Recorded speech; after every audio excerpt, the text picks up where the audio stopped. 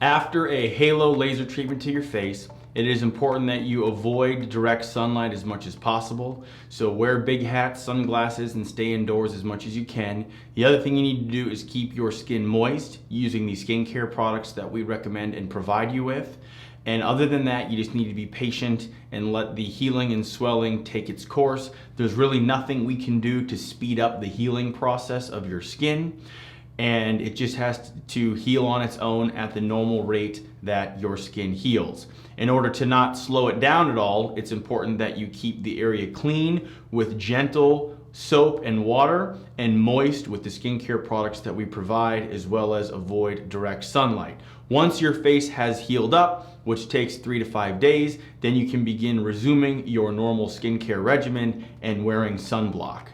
To learn more, check out our website where you can upload your photos and concerns as a virtual consult. You can also check out our price estimator to get pricing information for all the various procedures we offer.